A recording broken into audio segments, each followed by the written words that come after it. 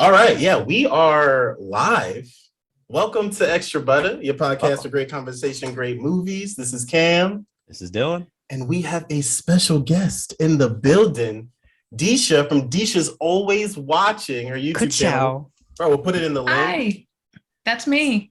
So stoked to have you on. I was telling Dylan, like, it is such a hard, I feel like it's such a hard genre of content making, which is reactions to like trailers or movies, because to keep that stuff interesting is hard. Yeah. Like, are you writing scripts or are you just like, you can't with reactions, you cannot write scripts. That's and great. Sometimes it's like when I watch movies by myself, I don't talk. Bro, like occasionally I'll like laugh and like say some things, but I don't normally talk. But if you're filming it, everything that goes on in your head, you have to say out loud. Yep. And then you rewatch it and you're like, did I really fucking say that out loud? Oops, I just swore. I'm sorry. I don't know if I'm No, you're good. You're totally good. Okay. Yeah, you're good. But so many times I'm just like, I am glad that my reactions I put on YouTube, I'll cut that up so much. Any weird things I say, I'll cut those out. Sometimes like I won't even be paying attention. Like I'll just start, I don't know, just doing weird things. I'm like, why am I doing this on camera? Or like my dog will walk in the room and for some reason, every time my dog walks in, he has to cough like he's like a 50-year-old smoker. And I'm like, get out of here. He's like a little 10-pound dog and he comes in here like hacking up a lung. Oh, so what was your dog's name again? Bee, like a little bumblebee. Oh yeah, that's right. Yeah, we're a big dog podcast. We're dog friendly for sure. If we were a restaurant, we'd have a bowl out for him, that kind of status, you know. I never mind if he's in my videos. Like if he barks too much, I'll tell him to stop and I'll cut it out. But I always leave my door open so he can come in and out as he pleases. Yeah, Hinata is infamous for having destroyed an early episode that we still haven't got back to. What was it, Disturbia? Yeah, Hinata destroyed a Disturbia episode by tripping on the cord. So yeah, we never went back to re-record it because we were like, no, we're not doing that. Coming back and getting all the footage, and you just see like you hear us talking about it, and then you hear like and her growl a little bit, and then I was like, and it's gone. All of that it's gone. But it's funny that not happened to me yet. You bring that up, Nisha, because we did a podcast on some alien documentary, and we were so locked in to what they were saying that we didn't say Netflix shit. One. I don't remember somebody recommended one that was like on Prime or something. Yeah, it became the catalyst for us changing the format of the show from us live watching it to just commentating about it after watching it, because we got so fucking stuck in the documentary that there was like 10-15 minute gaps in the recording where we didn't say anything, and it also scarred me for life because of the footage itself in the film that just fucking spooked me, and I couldn't sleep for like 2 fucking nights. It was freaky, but yeah, there were like 10 minutes of me trying to edit it of just like silence, and then one of us going, damn, that's crazy. Damn. That's probably me. And especially with audio, it doesn't work if you're just audio, because like, did the recording stop? Like, are they there? Something wrong with my headphones? Happening? Yeah, exactly. Yeah. But I know for mine, like I love editing it out because I can cut out all my weirdness. Right. But I also have a Patreon where I'm like, if you guys want to pay $5 for that weirdness, you can get all the shit I cut out. All the stuff that I'm like, YouTube won't let me say this on there. Yeah, and I put it on there. And then I have another tier for $20. I'm like, if you pay for $20, you can pick what movie I watch. Yeah, like, they had me watch like a Simple Plan, which was why does that sound very upsetting? Like it was good but upsetting. What is that? A Simple Plan. Before we get into today's movie, I was gonna say I'm a real big like silent during a movie person. But I was talking the other day when this motherfucker Cam was like, yo, Dylan, you want to watch a movie? I was like, all right, bet. Homeboy puts on Smile, and I had not seen that. I haven't seen it yet. Yeah. Straight, big horror film for the year last year. And yeah, the whole movie, I was like, nah, this bitch is crazy. Nah, they didn't kill that. Like, I was talking to the whole thing. It's the only way for me not to be spooked. You were definitely, I could tell there were moments where I was like, this is a scary part. Dylan's like, yo, have you heard of this? And I'm like, you trying to avoid it, bro. At least you're not like alone though. If you get too creeped out, you can go like cuddle with Mark or whatever you guys do. I had to watch The Crazies the other night, which wasn't scary. I love that Crazies. Is that the one with the movie poster where he's like like holding a Pitchfork? pitchfork. Yeah. Okay. I That's watched the it at like Timothy 9 o'clock at Olyphant one. night. Yeah, Oh, I watched it at like gosh. 9 o'clock at night. So I'm like, all right, this is a little creepy. Yikes! Yeah, And I for was by sure. myself. Oh, fuck that. I can't do it. I can't watch them alone anymore because I'll never be able to sleep right. The dog is too small to protect me against whatever the hell's coming out the closet, you know? I don't know, man. Yeah. Hinata's got some attitude. I feel like I'd be scared of her if I broke into your home. My dog is too, except he would sell me out. Once he hears a noise, he'll start barking. I'm like, if anyone comes in this Same house with and we need mine. to be quiet, you're gonna get us killed. Immediately. Like, shut the fuck up, B. We're trying to Immediately. survive. Oh my All gosh, right. so many times I'm like, stop it. And it's just like the fridge making ice. I'm like, oh, okay. I thought somebody was coming in the house. We're gonna fucking die. Just take the dog. Oh shit. All right. Switching gears here. Right. Today's film, as you know, we always let the guests pick our film here at Extra Butter. And this one was very cool because instead of it being a film that Disha has seen before, she chose to go in the style of her reaction videos, which I really No, I enjoyed. didn't. Wait, I thought you hadn't seen Pagemaster. I've seen this movie like a million times. I thought See? you said you had never Me seen too. it. Oh, No, Dylan, I said when I you wanted to said do this the movie. I feel betrayed. I wanted to do the movie with you guys because on my channel I only do stuff I haven't seen. So I'm like, now I can do something I have seen. Well, Cameron Let's go. basically has this tattooed on his heart like scripture. I love this fucking movie. I had never seen it, good. so I had like the best fucking time on like Tuesday afternoon getting this from Amazon and watching this because this was just a badass movie that made no money, got no love, and I'm very upset about this. It was The Rotten basically Tomatoes just a score for big this movie movie is that- awful. Which Like, is what? I never really look at Rotten Tomatoes because they're just fuck their that. opinions mean nothing to me. But I'm just like, Sure. I'm gonna look it up for this movie, and I think it was like 12%. And I'm like, Yeah. are you kidding me? People It's hate bad. it. I People love really this didn't movie like it. so much. Same. I this was like my like nighttime VHS. My mom just got me like that. You know those TVs that like had the VHS attached to it? Like it's like a really Yeah. small screen. Yeah. So I had one year my mom was like, "Oh, I'm gonna get you this," and I had it in my room, and I watched the Pagemaster every single night, dog. This movie was so good. Pagemaster. I was Macaulay because this is like Macaulay Culkin in his heyday, bro. Like he was. Oh, this is peak. This is from 1994, so I would be 2 years old. I think you guys are a similar age when it dropped. Yeah. I'd be 3. I was 3. Yeah. Damn. Pagemaster. You got 2 directors for this. Joe Johnston, who, if you remember, was the OG at ILM when they dropped Star Wars. He was making models. He was drawing storyboards. He went on to do like Jurassic Park 3. I almost threw up when I said that. He did Captain America and a bunch of other things. And then you have Maurice Hunt, who did the animation portion, because as you guys know, because you love the film, and I didn't know till Tuesday, the beginning and ending of the film are capped off with live action, and the whole middle of it is an animated feature of glory. And as Cam has stated, the #1 box office draw during the 90s was fucking Macaulay Culkin himself. He couldn't I miss know. back then. He could not miss. The only one who had a better box office hit or miss was Shia LaBeouf. They were both like fucking meteors in the sky. Oh, That's so Shia true. LaBeouf. Isha, I have to know why did you choose this movie? Like, what about it as a kid made you go like, yeah, I need to pick this one? You know, when I was a kid, like a little kid, I may have watched it once, and then I didn't see it again until I was 18.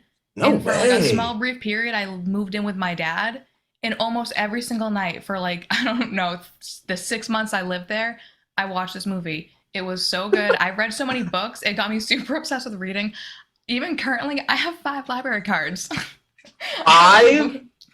Damn. Yeah. When I want The a book, I fucking- want it right now. I don't like waiting at all. Bro. Let's Like, re-record the wild. beginning. So as I want to reintroduce you as a fucking Thanos of the library system. Has And just them all. collecting Winter each Park. one I of am them. collecting the A semi. Infinity Stones of library cards right now. And it's I so felt a cute because in the tremor. app you can make them each different colors too. Oh my god, I should make Oh. colors of All the I got stones. is Orange County. And I Yeah, was same. wondering if you could add a different one because I wanted to go to Winter Park. And now I know that I can have a gauntlet of them, apparently. Well, I have some, like the Brooklyn Library, you can pay. And I get, if I want to read comics, the Brooklyn Library has a really good comic section. That's cool. I have one for California because my friend has a California address, so I used his. I have one for Maryland because my friend has a Maryland address. So hey, I'm from Maryland. Let's go. And then I have one for Boston because, again, my friend has a Boston address. So, and you get free library cards. Even down here for Florida, Orlando, you get a free library card. I mostly use it for audiobooks or on my Kindle if I want to look at comics like Sandman. Love the Sandman. That's dope. Yeah, I will say I don't like waiting, so gotta have the all library the library system cards. the library system is really dope now because you can just get everything. You can get Kindle books from it, borrow things digitally. You can do audiobooks digitally. I did a whole bunch of that when I was doing like Uber and shit like that. It's not just like physical copies. It's really like actually really well done, especially for Orange County. I'm not gonna lie. Yeah, I always have so many, like 2 audiobooks I'm reading usually at a time, and then like 1 or 2 physical books. That's dope. The reason we speak so much on books, besides the fact that more people should learn how to read, the Pagemaster centers on Macaulay Culkin's character, who I didn't bother to learn his name because Richard Tyler. He has 2 first names, bro. 2 first names. I didn't want to learn his name because to me that's Kevin McAllister. Okay, and even if I'm watching a different, even if I watch a different Macaulay Culkin movie, like if I'm watching Uncle Buck or if I'm watching, Richie Rich, that's fucking Kevin McAllister. Like to me, I said fuck reading his name. So Richard Tyler here, he's basically afraid of everything. He's the nerdy kid who calculates if he falls over how much head damage he's gonna take. And his dad's trying to figure out, how to relate with him and how to get him to break out of his shell. He builds him a treehouse. An incident happens where his dad falls out of the treehouse and he's like, damn it, son, go to the store and get me a box of nails. Quote for quote. So Macaulay takes off on the most badass bike I've ever seen. I wanted that bike so bad as a kid, dude. I'm definitely so lit. I'll put that on the Instagram. I'll put a picture of how badass this bike is. It looks like a fucking Tron light cycle. It's yellow. Yep. It's got these fixtures. All of a sudden, the storm of the century blows through, hurricane status in the middle of what I'm assuming was Ohio. I don't know where he lived. It's just always small town Ohio. I don't know if they say where he's from. I don't know if they say. Yeah. I don't think so. And I don't think they show any cars either to see a license plate. Nah, but I know he gets bullied when he like is riding his bike over. Like there's so much that happens to him on that ride to get nails. There's just a gang of kids jumping the world's largest like half pipe, and they're like, "Oh, you won't jump it," and I was like, "I wouldn't fuck it either." Yeah, right. Like what? But the Hurricane of Destiny blows Kevin McAllister there to a library where he meets a very Doc Brownish Christopher Lloyd. Shout out to the greatest. And begins his adventure by giving him a library card saying that he knows what he needs. And then we roll into what is the animated portion of the film, where he goes on a crazy ass adventure finding books after different genres. And he goes on 3 adventures in 3 lands. And I don't remember what all the lands were. Horror, fantasy, action, and horror. Yeah. Yeah. There we go.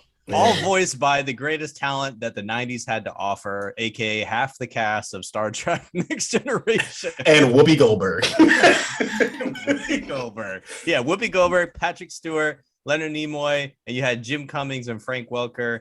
Frank Welker, I'm pretty sure he was the voice for Megatron in the original series. Is he really? I'm pretty certain, but I'm not 100% certain.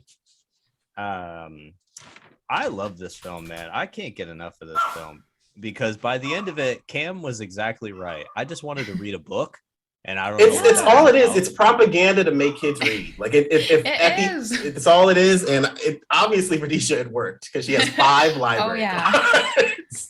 That shit's legit. There's something about. I just remember as a kid, like watching this movie and getting so like hype when he would when he makes it to the library. Christopher Lloyd is like the weirdest like librarian. Like he's so animated with him, and then the paint scene happens. And I remember as a kid, anytime I saw like any mural up top, I was like, I wonder if this thing's gonna fall. I was so excited. We're literally watching the scene right now. I love this scene, dude. Back then, this animation was top tier. Like, let's go. Yeah, I thought it was crazy because I was like, well, this was 94. Yeah. And I looked up a bunch of shit for it, and I was like, damn, Space Jam actually came out in 96. So if anything, the movie Streets Ahead, blending like animated pieces with like live action as well. Right. Yeah, I guess this is post Roger Rabbit, isn't it? I never remember dates anymore. I don't know when Roger Rabbit. You've never seen? Oh, that's a. There's so many basic movies I've never seen. Like any of the Back to the Futures, never seen them. Wow. I will one day on my channel. I hate to like when you're somebody who hasn't seen like those movies that everyone's like, I can't believe you haven't seen. Does it annoy you when people are like, I can't believe you? Because there's a trillion movies. Of course, there's movies that I haven't seen yet. You know what I mean? Yeah. No, I don't care because I'm like, there's also a lot of movies that I've seen, and someone's like, I've never seen Harry Potter, and I'm like, wild. That's all right, but have you read it? True. Because really, the reading part is the most important for that book or for those movies. But even like Jurassic Park, I can watch that movie just on loop. I love dinosaurs. I can read that book on loop. And if someone's like, I haven't seen Jurassic Park, I'm like, ugh, are you even a person? Like, do I want to associate with someone like you? So when someone's like, you've never seen Lord of the Rings, and they get all offended, I'm like, you know what? I kind of get it. But realistically, I'm like, Lord of the Rings is like 3 to 4 hours a movie. Can I commit to that when I'm like, I low-key think elves suck? So I'm like, do I want to watch something that features elves for like 3 to 4 hours? I love I'm just sorry that. If you love it. She watches Lord of the Rings. She's like, "Fuck Orlando Bloom." Oh, he's in it. He's an elf.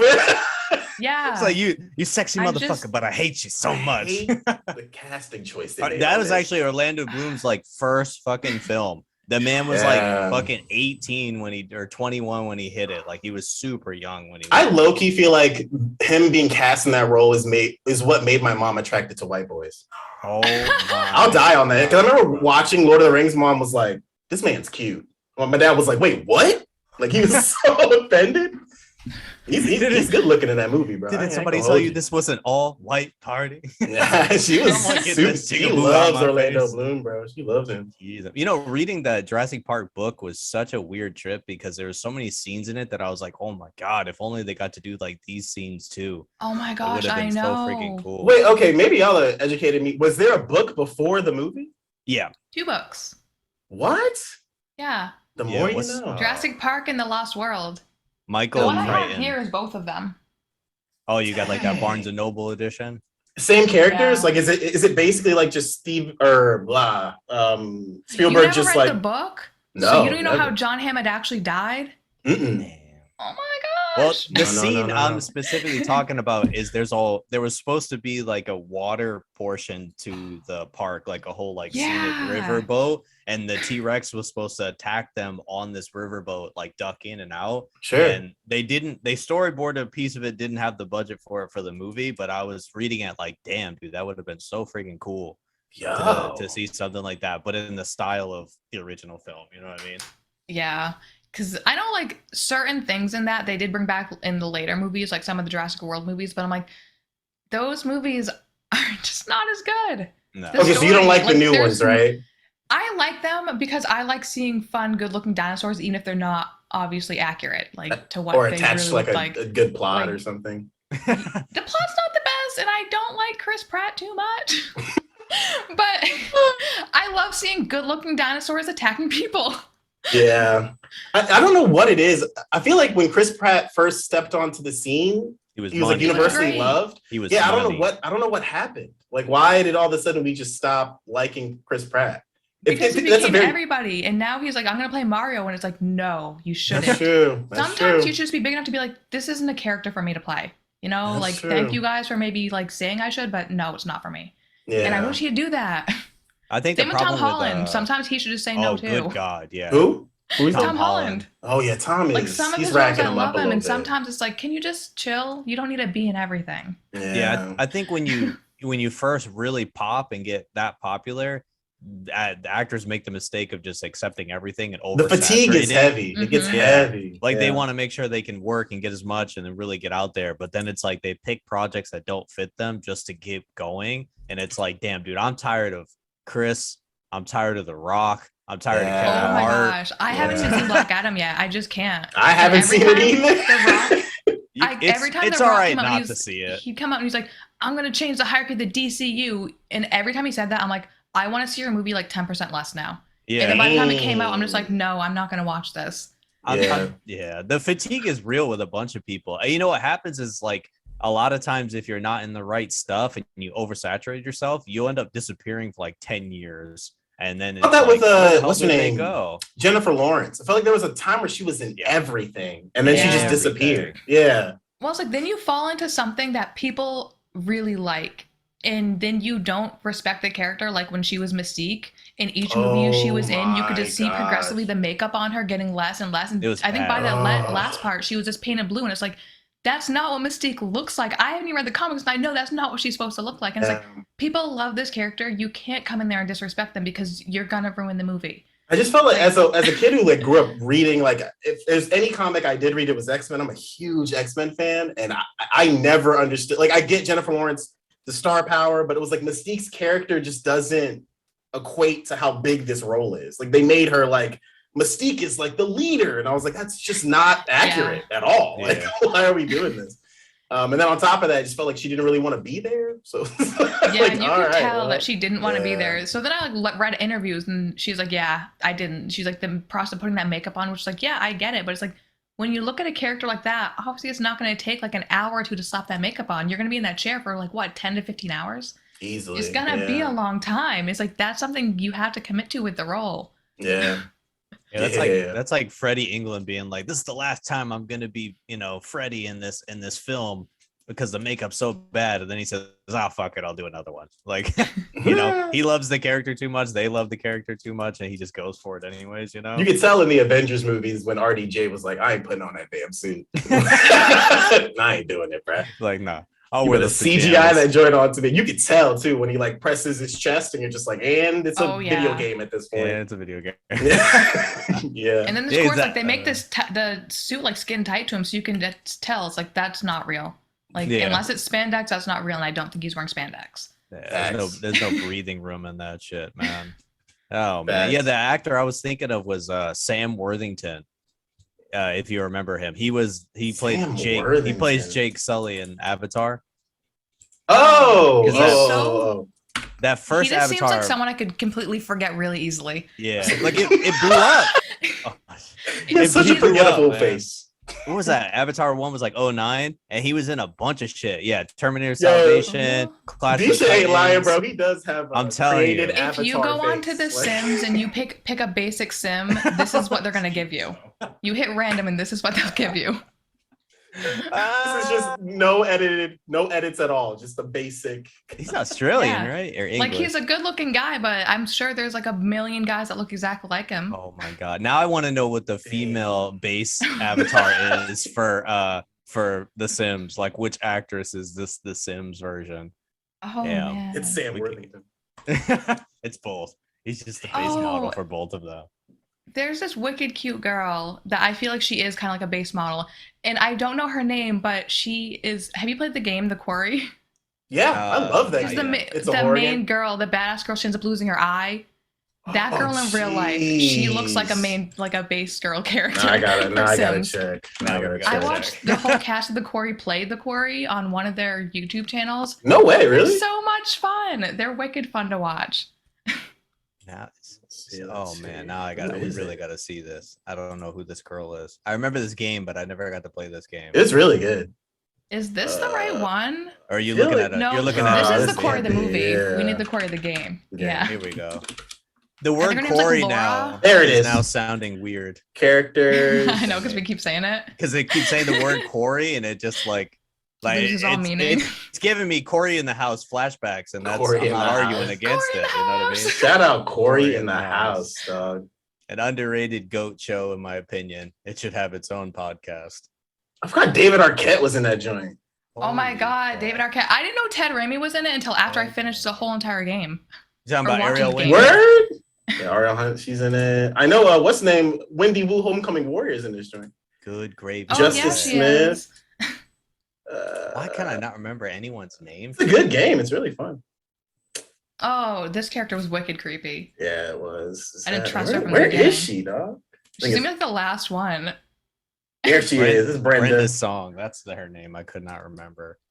Like, I feel like she looks like a stock character in Sims, but she is wicked cute. And oh my God, I developed like a wicked low key crush on her the whole entire time watching her play the game. She's so adorable. Yeah. Oh, geez. I don't even know how to say that name. Cinnabon? I think it's Shaban. Cinnabon. Got it. It's Cinnabon. Cinnabon Williams. Cinnabon. Oh, this part was horrifying. Bro, this scared me so much when I first watched it. Mr. Ha! Yeah, that joint is crazy. I feel bad because when you go in this movie, like each land they go into, they're representing stories from different books. So horror has Dr. Jekyll and Mr. Hyde, and then they go over Moby Dick and Treasure Island when they get to action. And my whole thought was, me and Mark have complained a lot about the fact that people don't read / can't read anymore. And I'm talking about full grown ass adults, because they'll be bitching about things on Reddit. And I'm like, it would have solved it if you just read. Well, I went to go see the Demon Slayer the other day, and I clearly knew it wasn't a movie. It was the last 2 from the season and then 1 episode of the new season. I read that, and then I went online after and looked at all the comments, and everybody was like, bro, got cheated, man. It was only these episodes. What the hell? It wasn't even a new movie. And I was like, Mark, people can't read.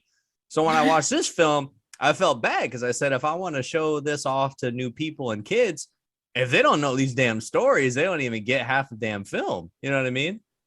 Yeah. I've never read Moby Dick. Yeah. Well, I haven't read Moby Dick either. To be honest, now I feel like a huge hypocrite. I've exposed myself. My friend did, and they're like, it's written as if you're supposed to be on the boat with him, so it's supposed to be long and boring at parts. And he's like, it took me months to read.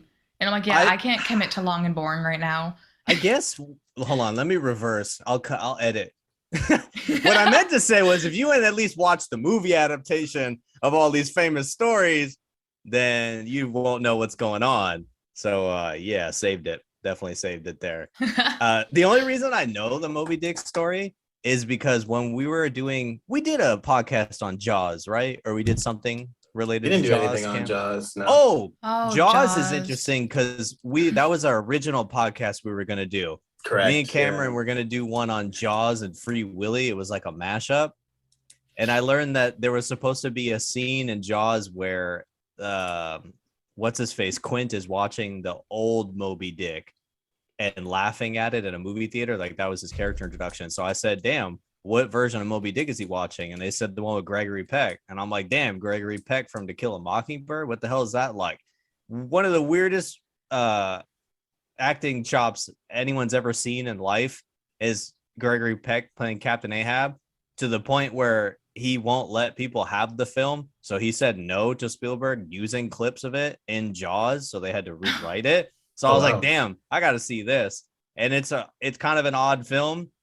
And it's the only reason why I know the Moby Dick story, which I don't know what kids are reading now. Like, cause like back when I was growing up, like, I feel like going to the library, there were kids that read and there were kids that played like backyard baseball on the computers. You know what I mean? Yeah. Like it was, I have no idea what kids like do. Like, is the Scholastic Book Fair still a thing? Are kids still like the book fair? Bro, book fairs used to go crazy, bro. I think they're just playing Fortnite now.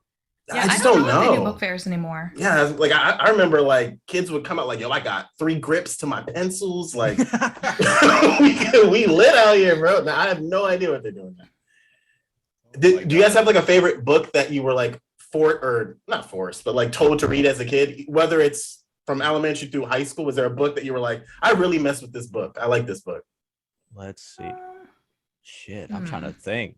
See, now I'm exposing myself like I haven't read anything. Fuck. I hated that. I'll tell you what I hate. I hated the Scarlet Letter. I remember getting that book in like 10th grade, and I was like, "This is trash." Yeah, I didn't like it either. I hated that book. My favorite book was from middle school. It was The Outsiders. I thought you told me that, Dylan. Yeah. Oh, because I want to do the film on an upcoming episode. That's right. And yeah, it was like 7th grade or something like that. And they handed us this book, and they're like, "Your kids are gonna like this. There's violence in it." And I was like, "All right, dope." And it's such oh man, it's such a good story, dude. It makes you cry. And it was at that point, like, I had discovered, like, damn, like, it's cool to actually read a story like this and go through these emotions and stuff like that. You know what I mean? like found some sort of deeper like emotional storytelling bit, and then I was hooked from then on out. I got the movie and I bugged the teacher to I bugged the shit out of the teacher to play the movie. So we played it for the entire grade in the library, and no one paid attention until the rumble happened at the end of the film where Swayze's just beating the shit out of the guys with only one hand. Shout out Patrick Swayze. For me, the book that like for me it was shout out because you know he's listening. Patrick Swayze gets the podcast Patrick in heaven. Swayze's like, I can't wait for that next episode. He gets it in heaven. It's just him and Lance Reddick are just chilling together, man. Rest in peace, Lance, though, the greatest, man. I don't know how John Wick's gonna get it together without him. I don't know. For me it was Holes. Holes was the one. Hell yeah. Holes was like I read it. Like they assigned I think it was in 4th grade, and they assigned it to me or to us. And it was like, oh, just read one chapter. And by the time we got to like the class where we talked about it, I had read the whole book. So I was like, this is so good. And then it was the first movie also where I read the book. And then when the movie came out, I knew everything about the book. So it was like all the characters that I had envisioned when I read it looked exactly like what they look like in the movie, other than Shia's part. But I was like, that made me fall in love with like reading a book before watching the movie, just to have that feeling of like, I know what's about to happen. I read this shit, you know? Had that pre-Game of Thrones thing where you read it and you could fuck it up for everybody. God, like, you see that's how I feel with Last of Us, where it's like I've played it, so like someone's like, oh, like what's gonna happen? I'm like, I know. I haven't played it. Oh, really? I did a blind watch on my channel. Oh my god. I saw it. It was really good. It was really good. That show messed me up so much. Yeah. I think it was like episode 3. I had to edit out so much of me crying.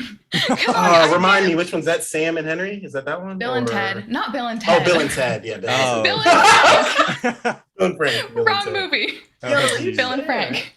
I cry so much. I literally cried, I think, watching the Little Mermaid trailer and the Black Panther trailer. Oh, man. So, like, Lee was crying during Black Panther, I'll tell you. The first one or the last one? I haven't seen the second one yet. I have to do that. Oh, yeah. I haven't seen Thor. I haven't seen Wakanda. I haven't seen Ant-Man. I am falling behind. Damn. I haven't seen Thor. I haven't seen Ant-Man either. Don't bother watching Thor. I'm sorry. I'll say it here. I feel like I've got like Marvel fatigue. Is that like I can't? No, that's it's real. hard, bro. It's hard. I don't have Marvel fatigue. I have lack in quality Marvel fatigue. Damn. Because some of the stuff they put out is good and some of it isn't. Yeah, no, we should have sound effects. That was a good ass roast because it was accurate as fuck. It is definitely lack of quality fatigue. Yeah. And then it's certain qualities because like with Miss Marvel, her character, the whole entire family dynamic was so good. Mm-hmm. But the clandestine, they shouldn't have put that in there. That made no fucking sense.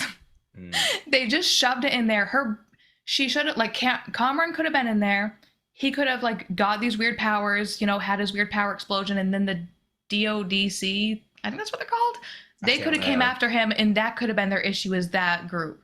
Instead of having that group be their issue and the clandestine, I'm like, it was too much for 6 episodes. It was way too much.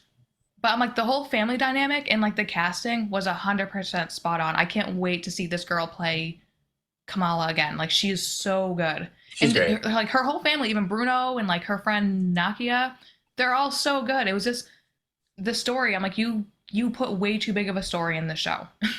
I feel that. Disha, do you find yourself like going to the theater often, or are you more like chilling at home? We're really wondering like just how the streaming wars are going. So are you an at-home or a theater person? The last time I went to the movies was to see Jurassic Park or Jurassic World, and wow. If you guys seen that movie, you know how good that was. I have issues with that. I didn't movie finish too. it. I'm gonna be real. I did not finish. I couldn't. I saw the original cast, and I was so excited to see the original. And then after that kind of wears off, I was like, I can't see Chris Pratt hold his hand up for another scene. Like, I'm done. Oh my god, Chris Pratt does it, and then I think like the little daughter does it, and then they're like, I know everybody in the world wants to see dinosaurs, but what if locusts instead? And we're all like, nobody wants to see these fucking locusts. We want to see the dinosaurs. And they're like, well, what if we set the locusts on fire? And it's like, closer, but we still don't want to see them. It's weird because when you watch the movie, you're like, oh, cool, they got all the legacy characters. Like, let's see what they do with them because they're in there for longer than a cameo, which is cool. But then you're watching them and you're like, this isn't the character. Like, Sam Neill is not playing Alan Grant. He's playing like a caricature. Yeah, like he's just running around being like, wow, whoa, watch out. They're there for nostalgia purposes, bro, and that's it. Yeah, that's literally it. They're not actually utilized in a way that like drives the plot, and they're not even really the characters that they originally were. Like, not at all. Like that's what I could appreciate from Force Awakens, is that it felt like Harrison had something to do in that movie. At least, like I was like, all right, I can rock with this. At least it's like Harrison has shit to do. But with Jurassic World, it was just like, okay, I don't. None of them had any purpose. They tried to give Ian Malcolm purpose, but his character actually served no purpose because weird. the other guy, I don't even know his name, but I know towards the end of the movie, he like comes out and he's like, I've been working at this company the whole time, but I'm really on your side. Get on this like train car and escape. Why didn't he? If he did that, he had the key to every place in there. He could have went and got the information himself and not involved anyone else and snuck out. Would have been perfectly fine. Like. Yeah. And that would have completely eliminated Ian Malcolm's character. I can't take credit for that. Oh, what's that? There's a YouTube channel. Oh my god! And he does pitch meeting. Is it pitch meeting? I'm not hip. It might be pitch meeting. Where oh my gosh, I watch so many different channels, but they just go and plot hole everything, and it's so good. That's going to be a dangerous channel because. I don't want to watch certain ones because I love some movies too much. I don't want to know certain ones. It does break your heart. I like to watch the one. I kind of like to watch the ones of my favorite movies. Oh hell no, I can't. Just so they can pick it apart, and then normally at the end, I'm like, you have a point, but I had a great time watching it, so it's okay. I like these thumbnails of these wide eyes. Because I hate the films where people try to point out like, oh, in Gladiator there was a Dunkin' Donuts cup that rolled on the ground by Russell Crowe's feet. Like, I can't do that shit either because I'm like, bro, you're gonna fuck with my illusion, Yeah, like that. I don't really care. There was one in The Last of Us. They zoomed out on the scene with the bridge in the snow, and it's going over icy river, and they zoom out, and at the bottom left. At the bottom left, you can see like 4 people walking, and it's the cast members. Like it's crew. It's crew members walking. Just chilling with Red They weren't supposed to be in it. But I'm pretty sure by like the next week, HBO took it out. Same thing with the coffee, the Starbucks cup on the in Game of Thrones. That was the beautiful thing, is that CGI could take out as well as add. Then it's like, well, it's not there anymore. I never saw it, but at least with the Last of Us one. I'm like, technically, you didn't need to take that out because you could, like, there are other people in this world. Yeah, I would have never see, like, if there had, like, camera stuff or anything like that. Like, you couldn't see if they had equipment. So I'm like, you could have left it, and it could have just been any random people walking around. Right. Some of Tommy's crew, whatever you want to call it, Tommy. Yeah. That's a pretty good freaking point, though. I'm not gonna lie about that. you know what's interesting, Disha, is that I was telling Cam because he was like, oh. Yeah, we'll rock this podcast. I'm not sure about the length because I did one with my friend John and we just had a bunch of old shit to talk about. He was like, I don't know what you got to talk about. And I was like, listen, man, this will be the longest I've spoken to Disha in my entire life. It is. In our whole lives, because as much as I've ever known Disha, she was sitting with her siblings, and I feel bad for when you guys all have a name that begins with D, because then you just confuse your names all the time. You know what I mean? For real? You guys would sit across from us on a couch, and we'd sit on another couch, and it was always at an awkward Thanksgiving at your dad's house, and that was the only time I ever actually saw you guys in my entire life. Oh yeah. And I remember, like, occasionally we'd go to. I remember one Christmas we went to you guys' house on Linda, and your dad just gave us envelopes with $100 bills in it. All right, listen. It was so weird because we didn't often go over for Christmas, but one year he's like, "Come over," and we stopped over, and then he just handed us envelopes, and we're like, "Okay, thanks." All right, I need to know more because I've never been handed a fucking $100 bill in an envelope from my father. In my life. That year, bro. So I really don't remember this moment, and on top of that, How old were you? I'm kind of upset. I don't even know how old I was when it happened. I feel like probably between, like, I don't know, 13 to 16 or 17. Okay. Yeah. That is so young enough to be like, this is a lot of money. Like, let's go. Yeah. Just like, what the fuck? Yeah. I'm kind of pissed. But to add to that, yeah, I never really spoke much because your dad's my uncle, obviously. So I never really interacted with him too much either. But I was telling him it's crazy now because you live here in Florida and then your father lives here in Florida. So we go to the theater like on the regular with your dad. And it's the funniest thing to me because I've just never imagined it, going from never knowing somebody to then always going to like the theater with them. But that being said, your dad now has this habit where he goes and just brings like a big ass like Ziploc bag for the popcorn to like move it around. He hit full dad status. He's got the New Balances on, and I love it. I don't know about you, but I'm so fucking there for it. I can't wait to unlock my favorite New Balance. Like that's a special place. They're clean too, man. They're crispy and comfy. Right. I hear they're comfy. You know what I mean? Whose dog? Oh, I love that. He comes in here and heavy breathes. Your dog is actively the old hit man. 18 cigarettes. Oh god. He heavy breathes so much. Anytime he wants attention, because if he barks, I'll tell him to stop. But if he heavy breathes, I'm not going to tell him to stop breathing. Yeah, right. We just wanted to clear that up for audio only people. That would be like, what the fuck is that? I'm definitely keeping That's that B. Heavy breathing on the mic. So many times I've had like weird noises happen where he's like scratching himself or barking or heavy breathing or whatever. And I'm like, that's not me. That's my dog. Oh my gosh, man. That is so beautiful. Anyways, speaking of Pagemaster. Right. I know. I thought it was interesting because I didn't know if this was like a Disney film or what it was. This is a Hanna-Barbera, isn't it? Yeah, it's Turner Animation, which was a subsidiary that like studio that spun off of Turner and Hanna-Barbera. Like it had a couple people that worked on like Land Before Time and a couple of the side pictures, whatever wasn't Disney, it was like discount Disney at the time. And Turner Animation literally did this and one other film and they both equally bombed. I guess the other one was called Cats Don't Dance from 97. And I don't know about you, but I definitely have that poster. Hold on. What's it called? Up. Cats Don't Dance? I don't think I've ever heard of it. I've never heard of it either. Apparently it was actually like kind of decent, but it just flopped because they didn't promote it or anything. It's got Randy Newman music. Like the legend from fucking Disney and Pixar. You got a friend, that brother? Let's go. Yes, sir.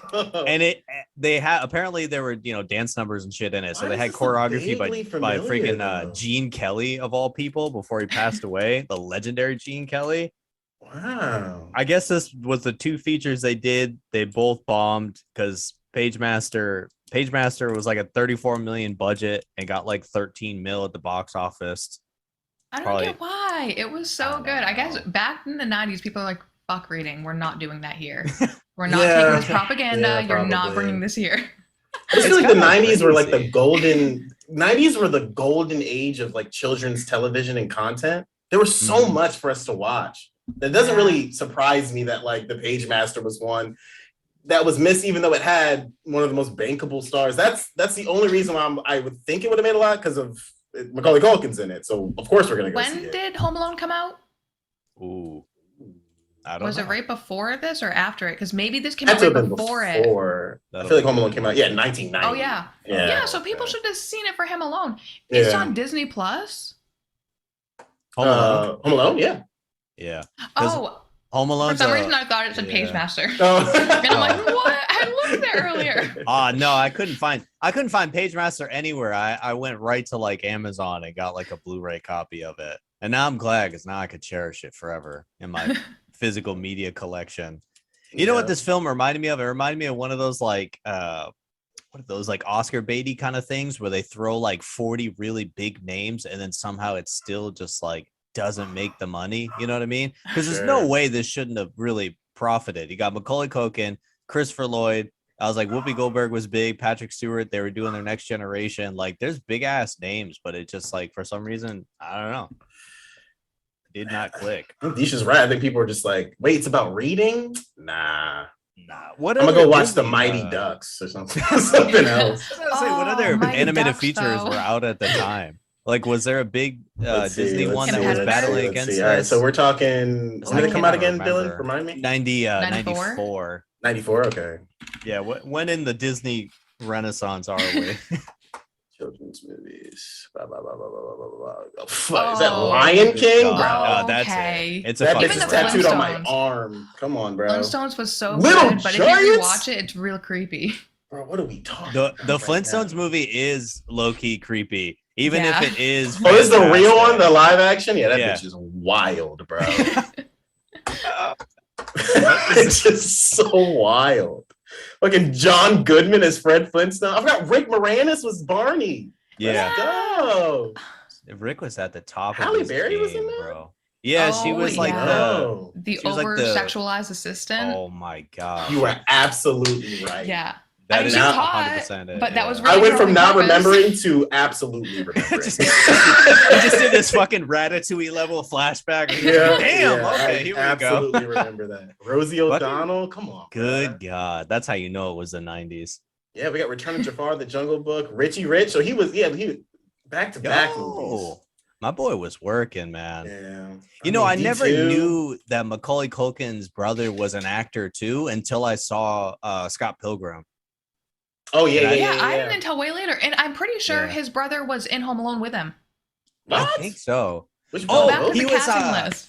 His brother. I found this out, and I was so fucking hypey when I found this out. His brother is the one that gets squished by the chair when they say "Fuller, easy on the Pepsi." That's his brother right there with the glasses. Sure. Yeah. Oh my god.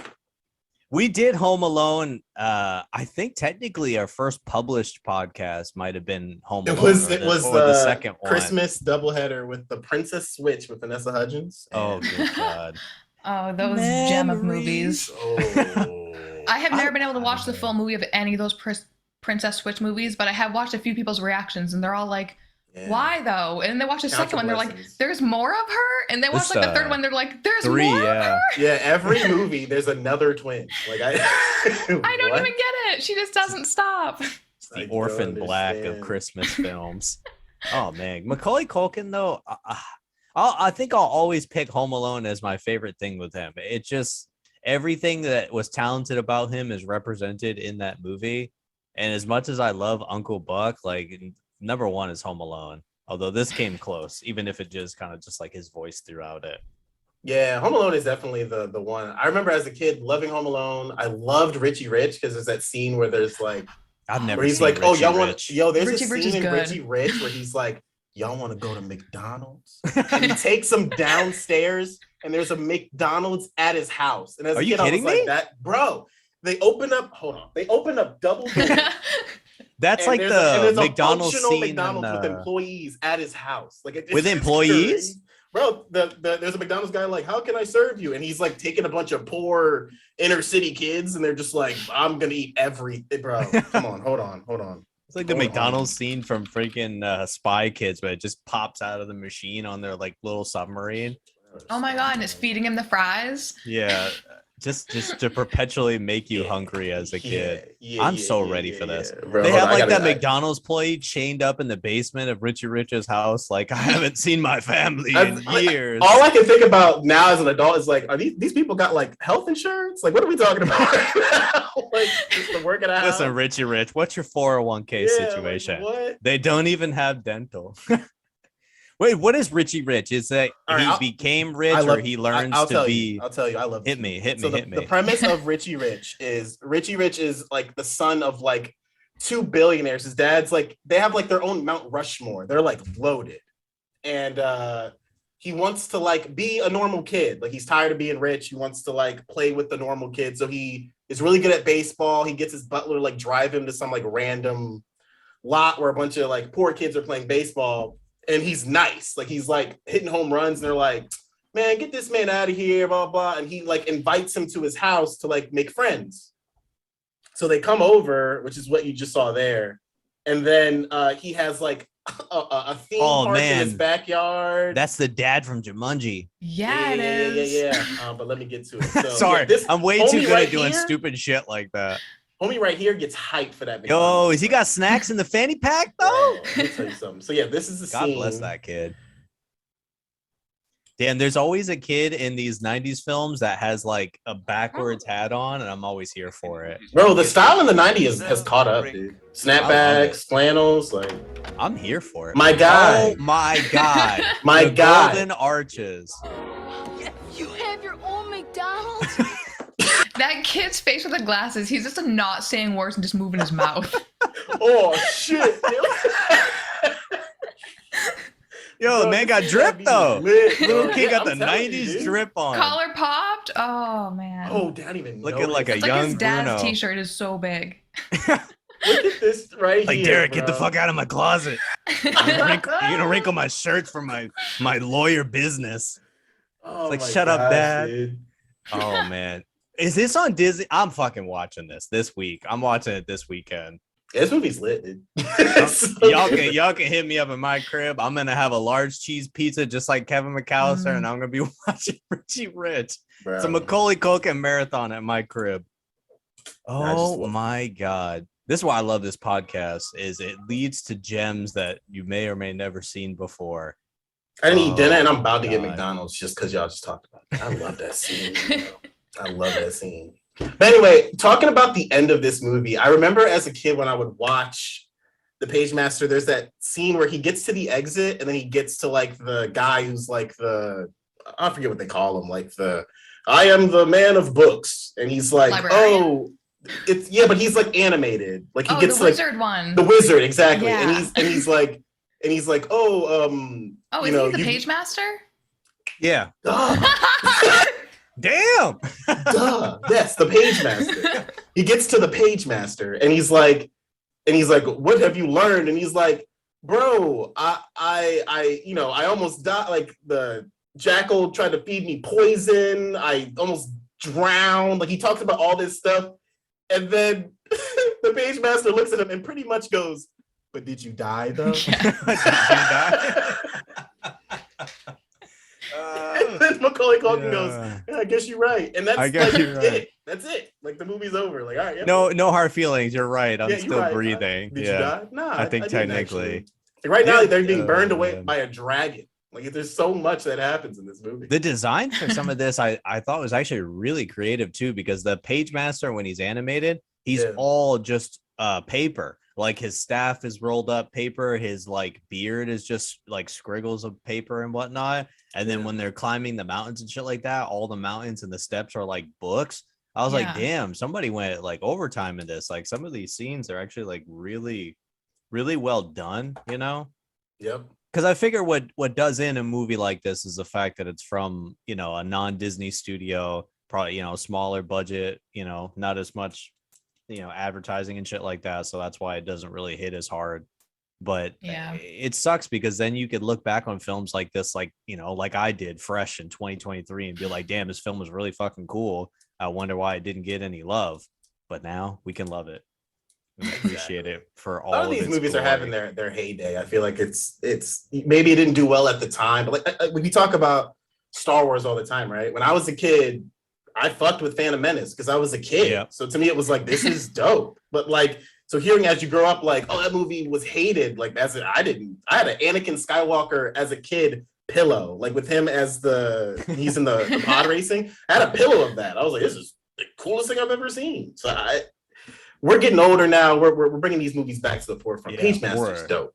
We're in the Brendan Fraser renaissance right now. Oh, shout out Brendan Fraser, bro. I am fucking for it. But you're right though. A lot of these films that came out 90s, 2000s that kind of got shit on, we're now like, hey, like, can I talk about that? I actually like it. It's the same guy that's like, can we talk about Nickelback now? Like, I actually like them. You know what I mean?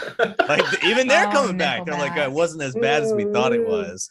But it's where that really thing was. Yeah. Like, I think Nickelback was as bad as we thought it was, but I think you can still like it. Like, I think you can. That song Hero, I used to watch Spider-Man 1 on VHS, and you fast forward to the end of the tape, and you would play Hero by Nickelback. This is what. It even had Wait, you would fast forward just to hear that song? Through the VHS? Yeah. Yes. And I would just be sitting there singing my heart out to that stupid song. And he's just diving off the bridge the whole fucking music video. Yeah. In her They're pajamas, singing on the rooftop. Like, So good. Let's go, dude. Me and Cam, we're having this conversation we picked up about movie tie-in songs like that and how they really need to bring them back because some of them were just bangers. We were talking about Hero. We were talking about P. Diddy's song for Godzilla 98, which was hilarious to me. And we decided that the GOAT of all movie tie-in songs was Seal's Kiss from a Rose for the Batman and Robin film. Yeah, that joint goes in, dog. I absolutely love that, man. Oh my Disha, you know that song, right? Now I'm about to show her the thing I showed you, Dylan. You don't know Kiss from a Rose? I don't think so. I don't know songs by their title. You probably know when it plays, then I'm like, oh, I know this. You're gonna or at least I hope you're gonna know it when it plays. That's for sure. Let me see. Did you guys do a Goofy movie yet on your channel? Not yet, but we need to. That's one of my favorites. We have so good. Eye to Eye, that's on my playlist. I listen to that song like so much. That song is so good. I'm writing that down right now. There's so many films that I know we eventually want to get to too, and it's just it's a mountain of stuff. If you want one that's usually good for views, this one did the best on my channel. I think I have like 60,000 views on it almost, which is the best video on my channel. Puss in Boots: The Last Wish. Shout out Puss in Boots. No, I haven't seen that. No, not yet. I really wanted to. I saw the first one like a day before I watched the second one. Because I'm like, after like Shrek 2, I'm like, they're not the best movies. Okay, they're fun, but that's it. So I didn't really see Puss in Boots. Decline. And then I watched the first Puss in Boots, and I'm like, this is all right. So you don't even need to watch the first one. And then you watch the second one. It is so good. Like the animation, so good. The acting, like it's good as the first one. Can you run me by the plot? Like what's the plot about? What? Oh, it's the last wish. So there is a wish, and it's the last one, and a few groups of people want to make that wish. So it's they're all going to find it. But I don't want to give too much away because the bad guy in it might be my one of my favorite depictions of this type of character I've ever seen. Really? It is so good. And for a kid's movie, like the suspense in it is really good. Like there's multiple bad people. And one of them, like they go away for a while. And then just when you're wondering where they are, they show back up for a little bit. And every single time they show up, it's like your skin crawls, like your hair stands up. You know this person is not one to mess with. It is so good. Wow. And normally I'm like, I like animated movies, but I usually stick to like Disney and things like that. Sure. This was so good. And the animation style, if you like Spider-Man to the Spider-Verse, it follows in the vein of that. Ooh. So good. It is so good. That's dope. But you guys should watch it. It's great. And I know for my channel, it did really good. I looked at a bunch of other people's channels. This video is doing great on everyone. So people really just like this movie. So it might be one just to like get people watching or get people listening to your podcast. Turn up. All right, we're trying to get to that part. And it's not too long because I'm like, I don't need to watch a 2-hour animated movie right now unless it's Spider-Man Into the Spider-Verse. That's worth it. True. Unless it's good. But like this one tells the story it needs to. It doesn't overstay its welcome. It gets in, gets out, and it's real good. There it is. All right, so oh my God. I don't know if you've heard this song before.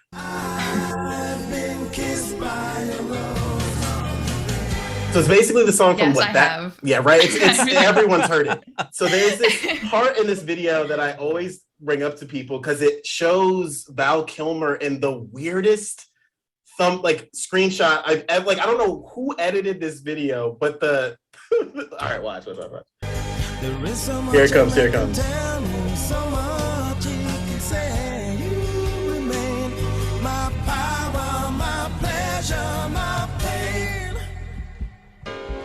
What is that?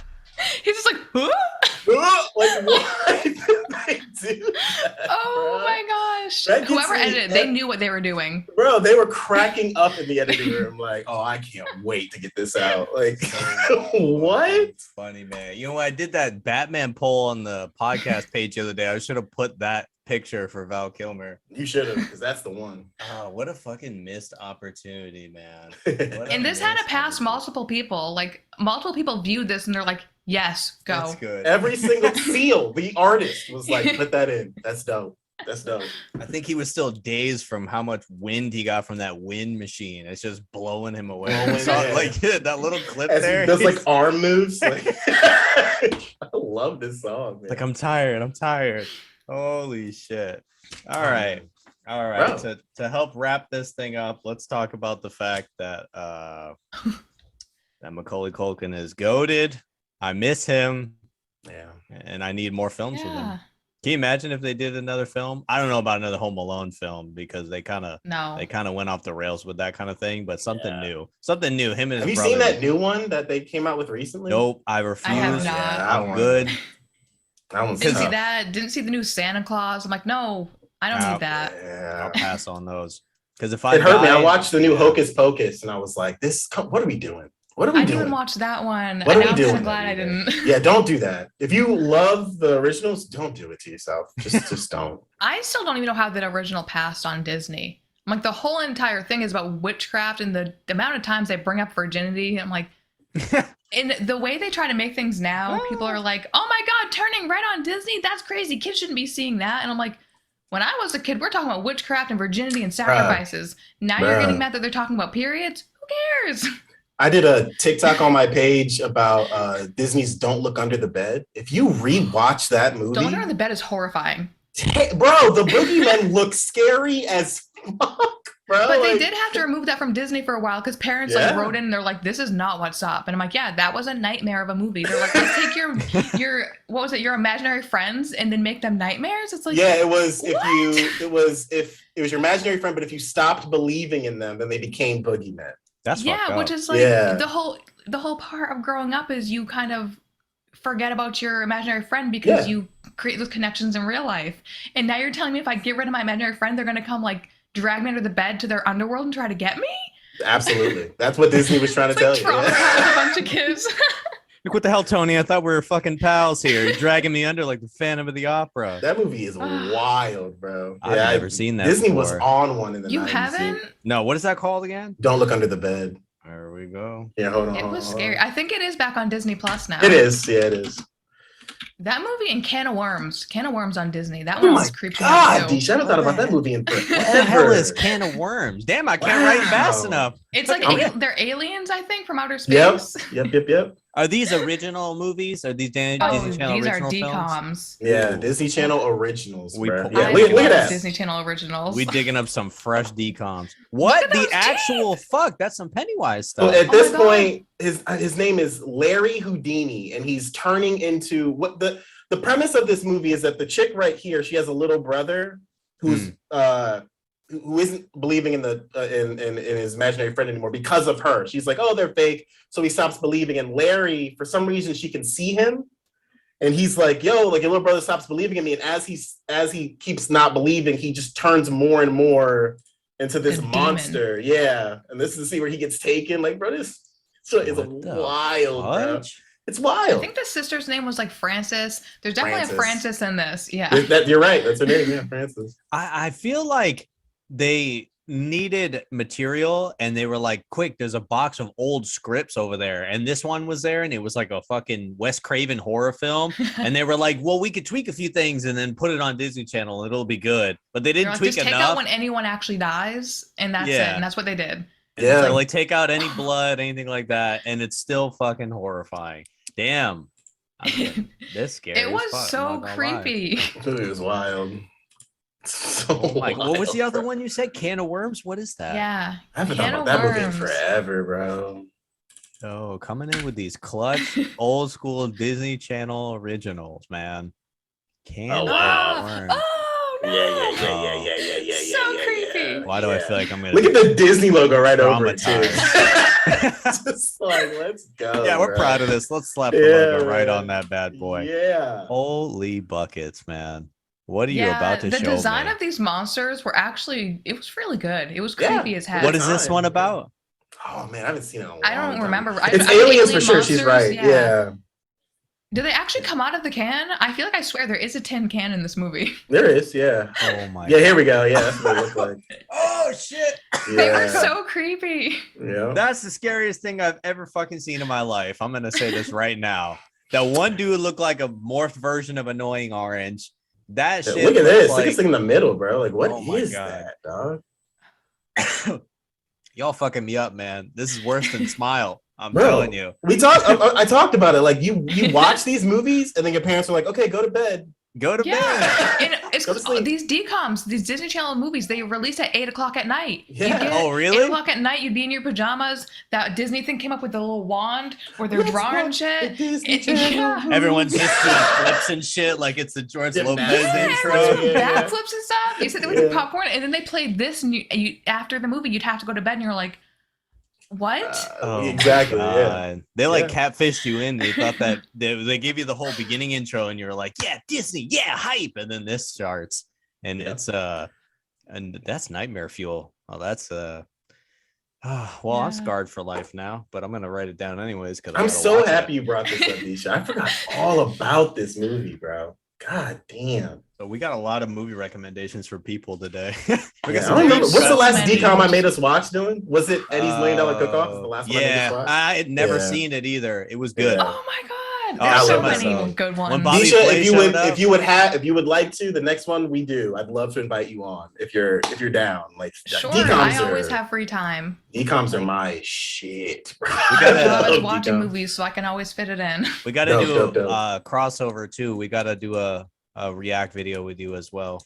Yeah. Oh my! I'm trying to think of one to watch. I mean, I have a list of movies I want to watch. I mostly want to watch the Chucky ones for me because I like them. That's dope. The originals are like the I haven't seen any of the new stuff that's come out. Isn't there like a TV show now? The TV show is what I watched first. No I didn't way. see anything else. The TV show came out and I'm like, I need to watch this. I love horror. So I watched that and I'm like, I love this. I like the characters. I think Brad Dourif's daughter is so good looking. Sure. You got a daughter? Yeah. And this is going to sound even creepier, but at one point she plays a young Charles E. Ray. So she's playing a young her dad. And she looks real creepy but good. When she first came on, I'm like, wow, the young actor they got him is really hot. Like, he looks just like him. And then after the episode, they're like, yeah, that was his daughter. And I'm like, wow, she looks real hot as a man. I don't understand what you're saying. They had her be her dad? So Brad Dourif plays Charles E. Ray, which is Chucky when he's a human. Yeah. In the new one, we're shooting flashback scenes of young Tiffany and Charles E. Ray. So they needed a Charles E. Ray, but obviously Brad Dourif's not young anymore. Sure. So they just took his hot daughter and put prosthetics on her and dressed her up like him and used her.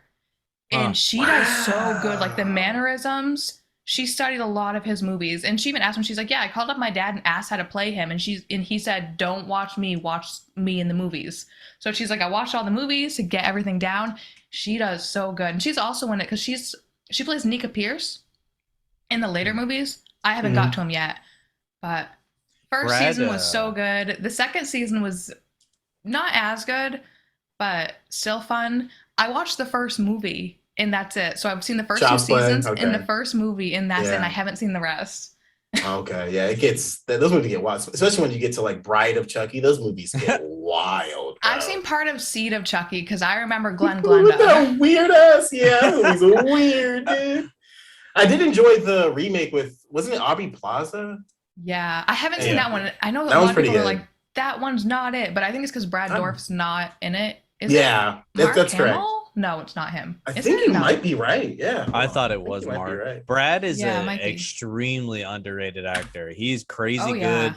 His Lord of the Rings role is good as Wormtongue, and he's got one of the best X-Files episodes too, where I think he's like on death row seeing Mark visions. He's crazy good in that episode.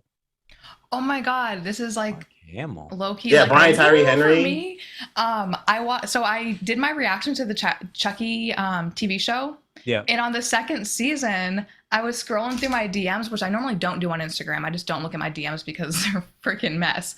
But I was scrolling through, and one came up, and it said, oh my god, what is the guy's name? Alex Vincent. And I'm like, I know that name. So I opened it and I think I still have it because it was one of the most exciting days. Why does that name sound familiar? So it's Alex Vincent. And he's like, hey, just wanted to thank you for all your reaction videos on our show. I found your commentary to be quite thoughtful and appreciate all your effort and kindness. And I'm like, what? I That's was so huge. excited. He That's plays little huge. baby Andy in Oh. Child's Play. I mean, huge. and he still plays Andy in the TV show. But oh my god, I was so excited. That's What's huge, up? dude. And I'm like, That's the huge. actor from the show watched my reaction. Yeah, that's fucking huge. I was wicked excited.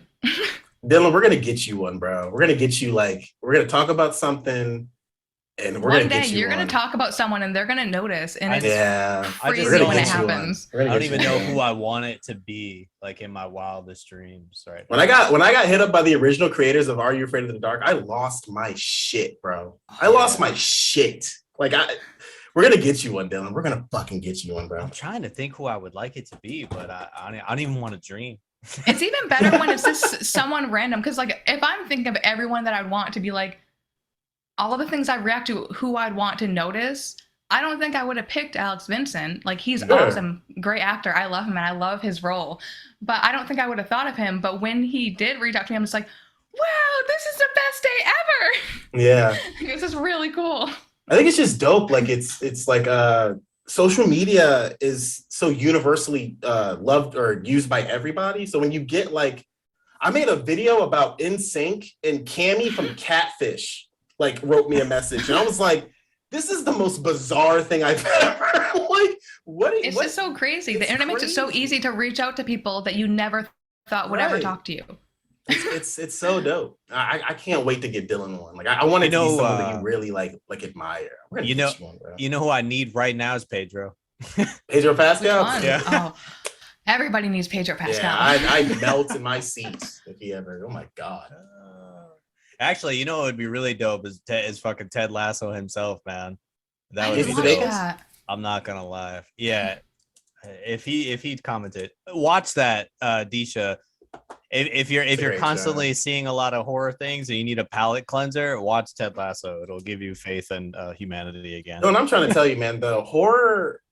We were just talking about Jurassic World, and I don't know if y'all saw the trailer for the 10th Fast and Furious movie. I'm so tired of horror is the one genre it feels where they're still making inventive shit. Movies are some of these movies that have come out, especially the James Wan shit. I don't know if you guys have seen Malignant or some of these. God, I haven't seen most of those. Actually, I have seen Malignant. Isn't that movie's premise so bizarre? Is that where she has the twin parasite brother thing on him? That's to the back of her head. Yeah. Oh, I can't believe that movie was greenlit. Did you not see it, Dylan? No, she got a Voldemort situation going on. Oh, I feel so bad, Dylan. Kind of. Spoiler alert. I'll try to find a way to edit this out. Oh, that's all right. Damn it. Yeah, my bad, homie. Oh, you know me. I was about to watch it. My bad, man. Damn, bro. That's funny as fuck. No, but you got a good point, though, because then you have the new Scream movie that just dropped, and it's getting just outrageously good reviews. The movie's great. And it's damn, you're 6 films in. Reaction video on her channel coming. You need to. I have to wait till it comes out so I can do that, because I reacted to the last one on my channel. Did you like I'm Scream 5? All right. Is that the one where Judy dies? Judy Hicks and her lemon squares? It's the last one. Whatever it's the last. I think it is. Wait, realistically, I liked it. Judy Hicks died. I remember I don't know, earlier Screams where Judy Hicks was in it. She makes lemon squares for Dewey, and she comes in with them, and then Courtney Cox comes in. What's her character? Gail. And she's like, your lemon squares suck. Which, bitch, back off. I'm sure her lemon squares were great.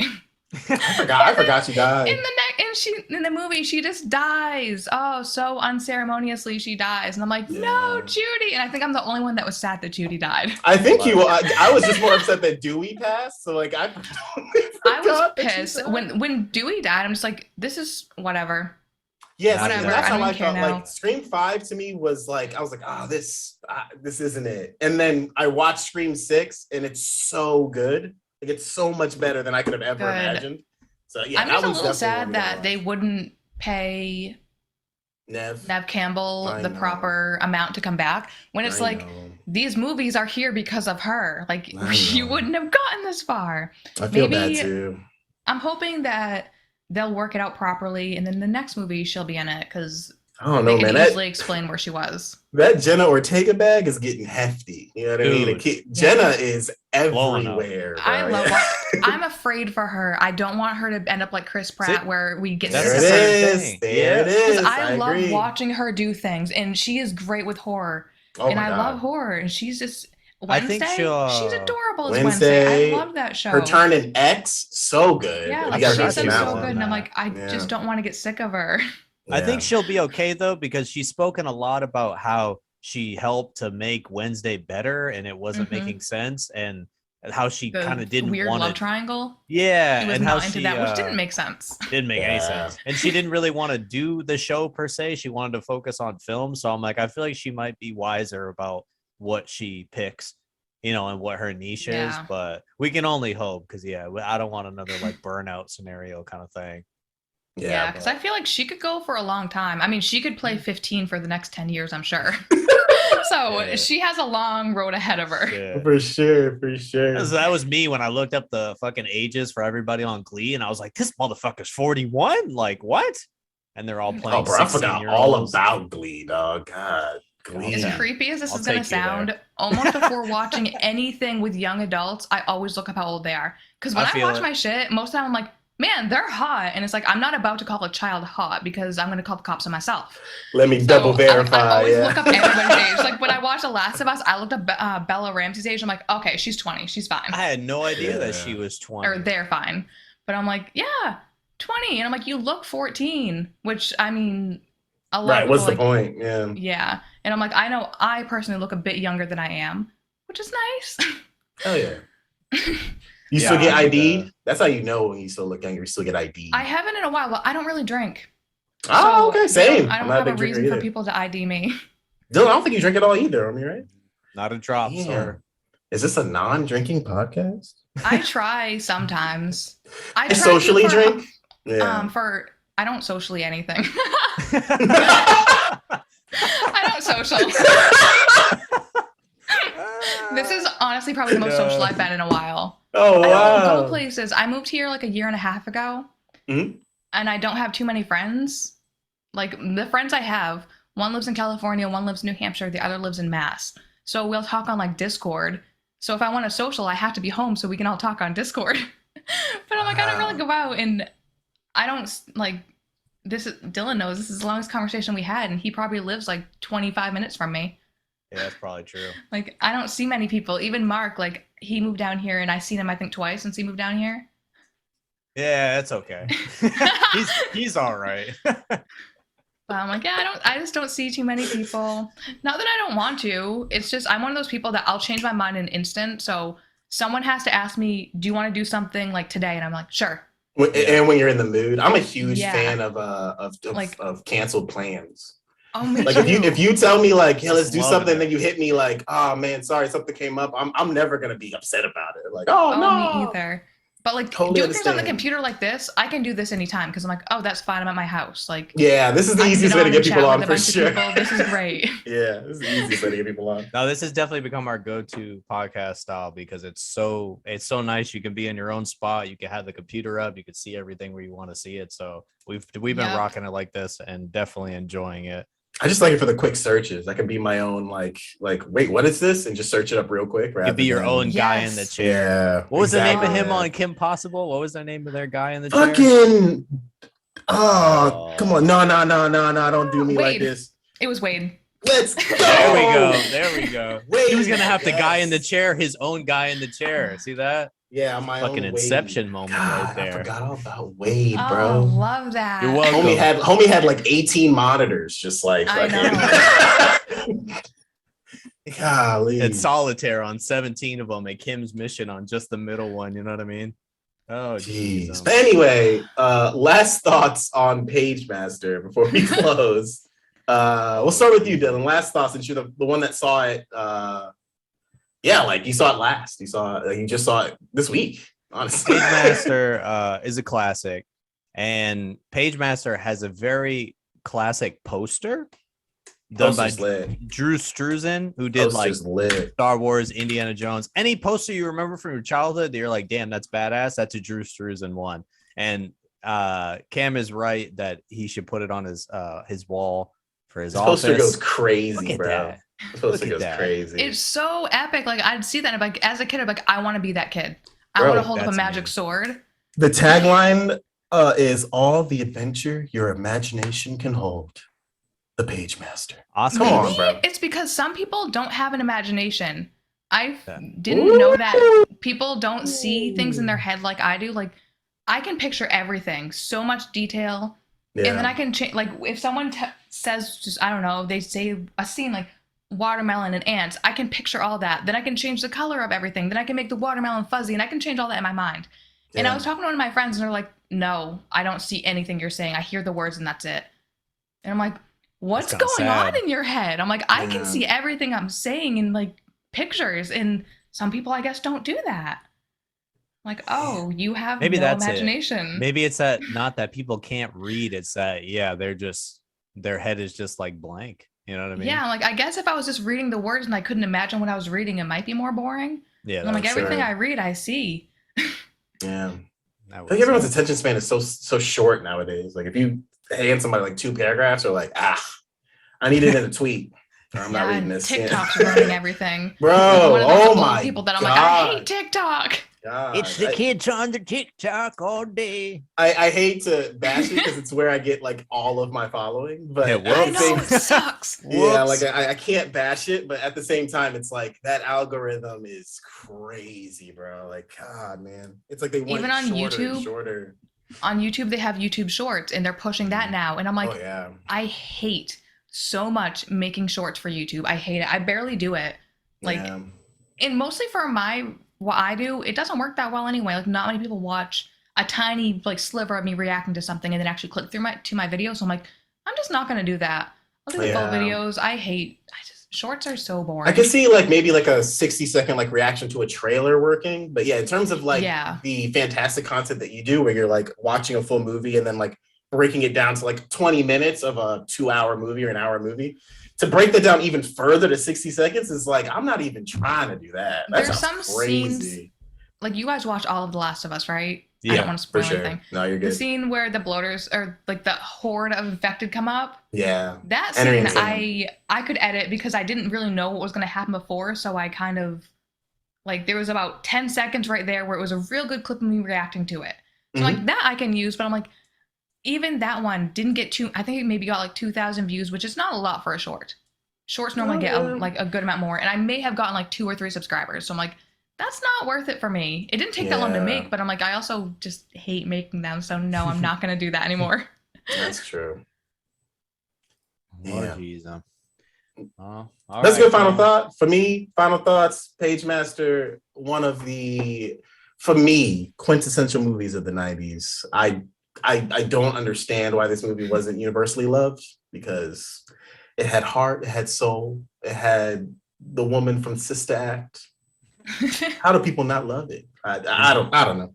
And Sister Act 2, Back in the Habit. Back? We should do Sister Act because I love those movies. Can't forget the sequel. Can't forget the sequel, bro. But yeah, Isha, I really appreciate you for picking this movie. She's reminded me of so many great there are so many good movies that we just don't really watch that often. And occasionally, like, I'll be searching for a movie to watch and I'll click into a movie and then I'm like, ooh, this actor's in there, and I'll click them and I'll go look at their whole IMDb page and I'll find a movie like this. I'm like, they were in the Pagemaster. I'm like, I love this movie. And so many movies I find like that because I'm looking at a different one. Then I look at actors and I see what else they're in.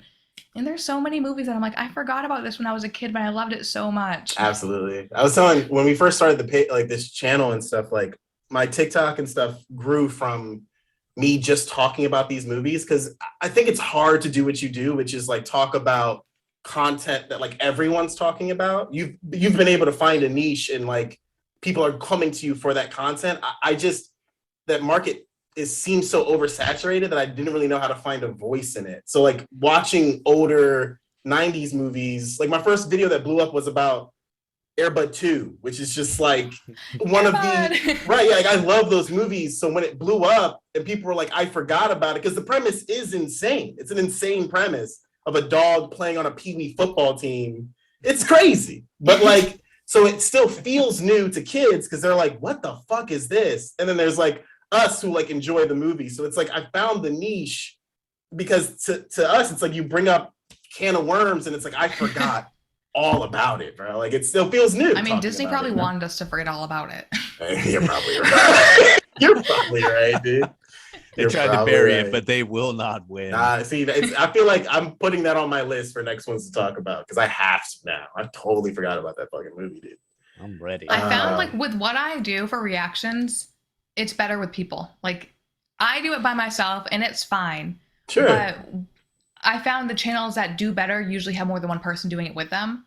But I'm like, I don't really have anyone that can commit to my crazy schedule of I'll be sitting there one day, like sitting in my living room. I'm like, I'm gonna get up and go watch a movie now. Like I can't call someone and be like, you want to watch a movie right now? So I'm like, I have to do this myself. Especially since it's reaction, so it has to be like, I can't watch it and then be like, I'm gonna do these reactions again or something like that. Yeah. So, but I'm like, if you have someone to do it with, you will get subscribers faster. 1000%. It's like when you guys start putting your stuff on YouTube, you'll probably get subscribers faster than when I did.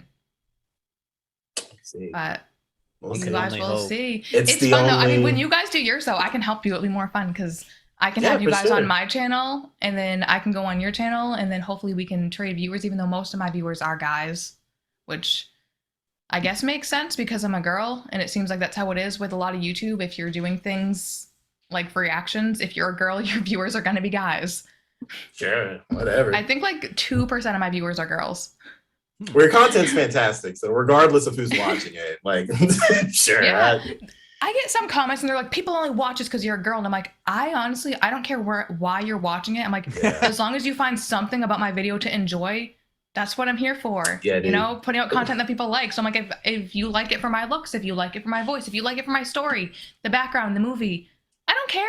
You're just showing up. Hit that like button. Bro. Hit that like button. Fuck off, dude. Like, what a weird, like, you're like, bro, there's so many women out there that try to have channels that they don't take off like that. There's something about you, whether it's your voice or beauty or whatever it is, that people are like, yo, like I'm rocking with this. I want to see what's next. You have a Patreon, dude. Like, come on. Yeah. I don't have many subscribers on my Patreon. I think I have like 15, which is not much, but I love all 15 of those Patreons. That's enough. That's enough.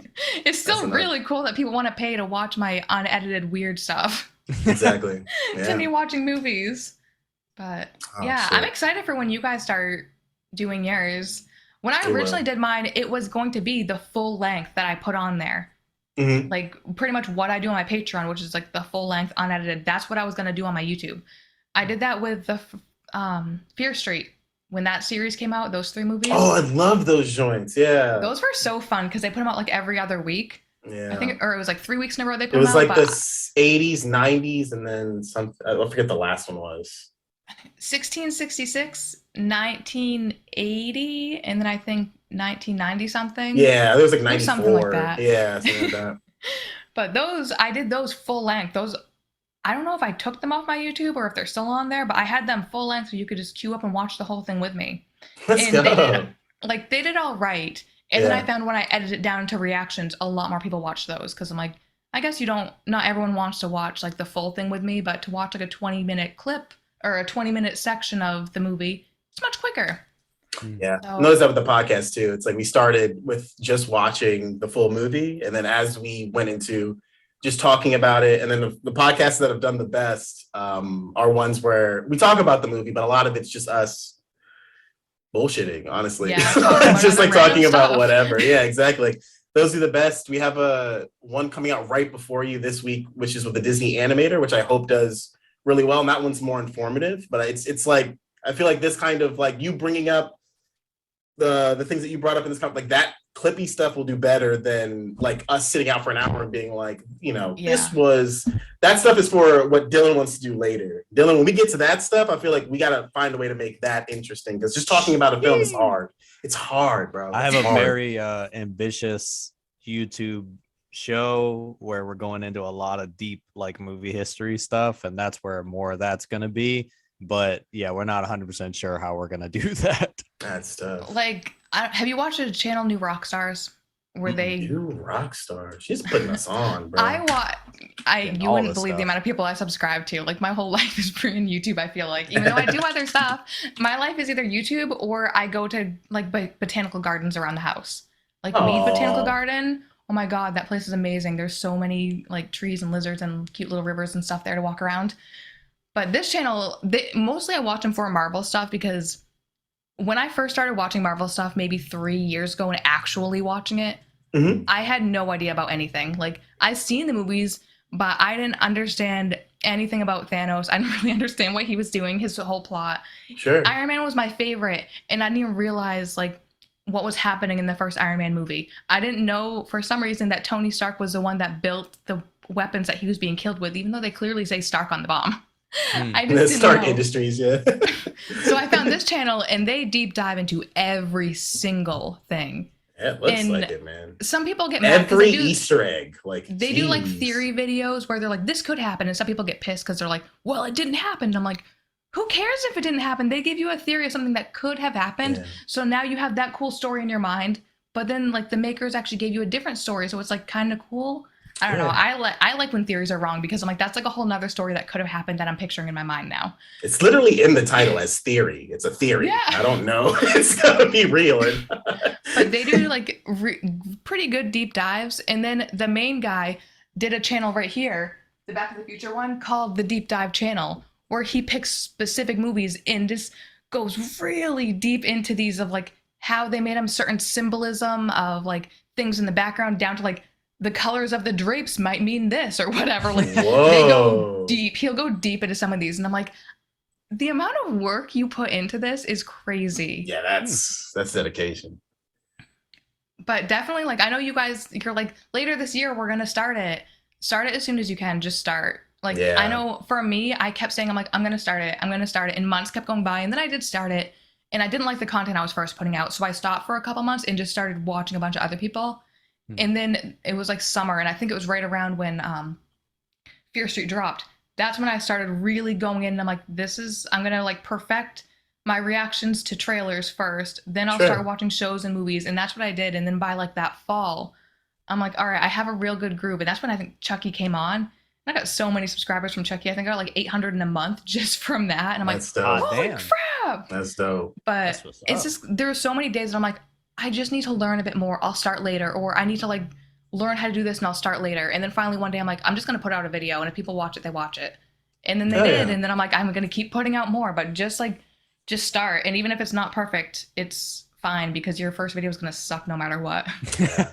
And I hear that YouTube's where the money's at because I can pull millions of views on TikTok and I don't get paid like that. But like on YouTube, if I had 1 million, YouTube's all right, but it's like Patreon. Sure. Really yeah. Because just I have for one tier on my Patreon is $20 and you get to pick the movie. I only have 2 slots open for that because I'm like, I don't want like 20 people to request movies for me. So I only have 2 slots. Okay. So I'm like, that's $20 per person. So I'm like, that's $40. And it's per month, right? Yeah. So maybe I'll watch those 2 movies. And then like once I watch the movie, the person will cancel that membership so someone else can join. So I could do more than 2 movies in a month. But I'm like, that's $20 every time somebody wants me to watch a movie. Yeah. And then when people just subscribe to my regular Patreon to get all of my other stuff that they have, I'm like, that's $5 per person. So you make a lot on Patreon. And if you do it better than me, because I already know, I'm like, I could have way more subscribers if I put more effort into it, but it's sometimes I just don't. Yeah, like sometimes I just don't. But if you go at it, you can make so much money. Yeah. In Patreon, it's where it's at. And then getting sponsors and stuff. But make sure you pay attention. If you get any sponsors, actually like the stuff that you're going to sponsor. Like I've turned down a few sponsors. One of them was like kind of like a Peloton bike. And I'm like, oh, really? I'm like, my channel is not about exercise. And I'm like, I have a fake fit body. Like I am thin, but I don't exercise at all. No way I'm going to get an exercise bike and then tell you guys how good it is. So I'm like, I turned it down with them. I'm like, no, thank you. I'm not doing that. I'm like, it's not something that resonates with me. Yeah. You should have got the bike and just like wrote it in the video as you were reacting and then just been like, I mean, sweating and huffing and puffing during my video. Like, I don't like, there's a few I've turned down. The first one I did was for Movie Palette. Oops. Whatever. I don't really care. The first one I was for Movie Palette. And I don't know if you've seen or know what it is. Mm-mm. I can grab it actually. It's right here. Stop sharing. They take a whole entire movie. So I've seen you won't know from looking at it, but this is the movie Bring It On. Hell yeah. They take the most prominent color from every single scene in it and then put it on A lot here. of red. Yeah, I was Wow. surprised by how pretty this one was. Because I'm like, there's like a lot of green in that movie too, because like the clovers, but Yeah. Predominantly red. Crazy. they How put much? it Well, on I guess this. before I'm gonna ask you so many more questions about this. Before let's wrap it. Yo, Yeah. it's been Cam. It's been Dylan. Isha, thank you so much for joining us. I hope you come back to watch some DComs with us. That would be fucking amazing. Oh, I will. Yo, but until then, later, guys. Later. Bye.